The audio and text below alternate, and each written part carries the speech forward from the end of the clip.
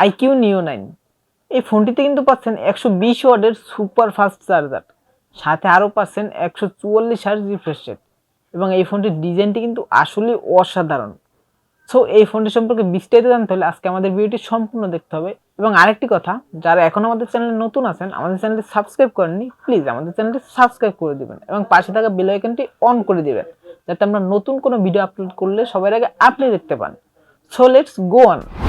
Black কালারের একটি box এবং বক্সটির উপরে লেখা আছে নিও, এবং বক্সটি ওপেন করলেই পেয়ে যাবেন আপনার কাঙ্ক্ষিত ফোনটি। তারপরে পেয়ে যাবেন একটি ট্রান্সপারেন্ট ব্যাক কভার, তারপরে পেয়ে যাবেন 120 ওয়াটের সুপার ফাস্ট চার্জারটি, এবং সর্বশেষ পেয়ে যাবেন কিন্তু ইউএসবি টাইপ এ টু টাইপ সি কেবল। ডিজাইনের কথা বলতে গেলে এই ফোনটি কিন্তু দুটি ভেরিয়েন্টে পেয়ে যাবেন, একটি হলো গ্লাস ভেরিয়েন্ট আর একটি হলো লেদার ভেরিয়েন্ট। এবং এই ফোনটির লেদার ভেরিয়েন্টটা কিন্তু দেখতে আসলে অনেক সুন্দর লাগছে, মানে রেড অ্যান্ড হোয়াইট কালারের কম্বিনেশনে কিন্তু লেদার ভেরিয়েন্টের তৈরি, এবং গ্লাস ভেরিয়েন্টটাও কিন্তু দুটি কালারে পেয়ে যাবেন, একটি হলো ফাইটিং ব্ল্যাক এবং আরেকটি হলো নোটিয়াল ব্লু। এবং ফোনটির ব্যাক প্যানেলে পেয়ে যাবেন কিন্তু দুটি বড় আকৃতির ক্যামেরা, এবং এই ফোনটির বডি ফ্রেমটা কিন্তু হালকা কার্ভ, যে কারণে হ্যান্ড ফিলটা কিন্তু আসলে অনেক সুন্দর পাবেন। পোর্শন বাটন নিয়ে কথা বলতে গেলে ফোনটির রাইট সাইডে রয়েছে কিন্তু একটি ভলিউম আপ ডাউন বাটন এবং আরেকটি পাওয়ার বাটন, এবং উপরের দিকে রয়েছে আয়ার ব্লাস্টার এবং একটি স্পিকার, এবং নিচের দিকে রয়েছে main speaker, USB type C charging port এবং একটি সিম ট্রে এবং প্রাইমারি মাইক। তবে এই ফোনটি দেখতে কিন্তু একদম iQOO Neo 9 Proর মতো, মানে দুটোকে যদি পাশাপাশি রাখা হয় আপনারা কিন্তু আলাদা করতে পারবেন না।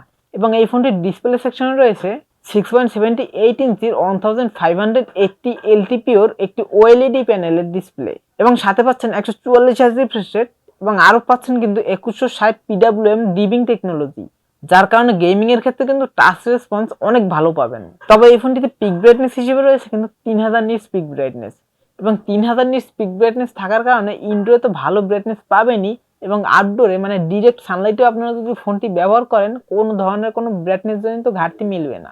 ফোনটির রিয়ার প্যানেল রয়েছে কিন্তু ডুয়েল ক্যামেরা সেটআপ, যার মেইন ক্যামেরা লেন্সটি 50 মেগাপিক্সেলের একটি ক্যামেরা লেন্স, যার সেন্সর হিসেবে থাকছে সোনি IMX920 সেন্সর, এবং এই ক্যামেরাটাতে কিন্তু ওআইএস সাপোর্ট রয়েছে। আর আমরা সকলেই জানি যে ওআইএস সাপোর্ট থাকলে ভিডিও করার সময় যদি ফোন নাড়াচাড়া করে বা হাত নাড়াচাড়া করে, সেক্ষেত্রে ভিডিওতে সে কি ভাবটা আসে না, মানে খুবই কম আসে, তাই ভিডিওটা কিন্তু অনেক সুন্দর পাবেন। এবং সাথে আরেকটি রয়েছে 8 মেগাপিক্সেলের আলট্রা ওয়াইড সেন্সর, এবং এই ফোনটিতে যদি আরেকটি টেলিফটো প্রেসকোপিক লেন্স দিত তাহলে একদম বেস্ট হতো, মানে প্রাইস হিসেবে একদম পারফেক্ট হতো। এবং ফ্রন্টে রয়েছে কিন্তু একটি 16 মেগাপিক্সেলের সেলফি ক্যামেরা, তবে এই সেলফি ক্যামেরাটি দিয়েও কিন্তু আপনারা ফুল এইচডিতে ভিডিও রেকর্ড করতে পারবেন।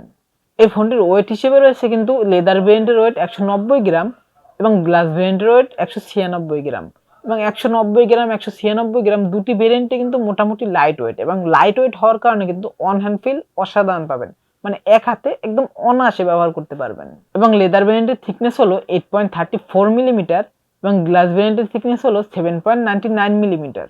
ফোনটিতে প্রসেসর হিসেবে পেয়ে যাবেন স্ন্যাপড্রাগন 8 Gen 2 প্রসেসরটি, যেটি ফ্ল্যাগশিপ প্রসেসরই বলা যায়, কারণ এই প্রসেসরটি কিন্তু গত বছরে ফ্ল্যাগশিপ প্রসেসর ছিল। এবছরে কিন্তু একটু আপডেট চলে আসে, মানে স্ন্যাপড্রাগন 8 Gen 3 আছে ফ্ল্যাগশিপে, মানে একদম লেটেস্টে। তো বোঝেনি তো, বর্তমানে কিন্তু একদম ফ্ল্যাগশিপ প্রসেসর, মানে একদম আপডেট প্রসেসর স্ন্যাপড্রাগন 8 Gen 3 প্রসেসরটি। আর এটাতে কিন্তু পেয়ে যাচ্ছেন স্ন্যাপড্রাগন 8 Gen 2 প্রসেসর। এই প্রসেসরটি দিয়ে যে কোনো গেম একদম স্মুথলি প্লে করতে পারবেন, মানে ফ্রি ফায়ার, পাবজি, ই ফুটবল, মানে যে কোনো ধরনের হেভি গেম একদম হাই সেটিংসে স্মুথলি প্লে করতে পারবেন। ফোনটিতে অপারেটিং সিস্টেম হিসেবে রয়েছে অ্যান্ড্রয়েড 14, এবং ইউআই হিসেবে রয়েছে অরিজিনওএস 14।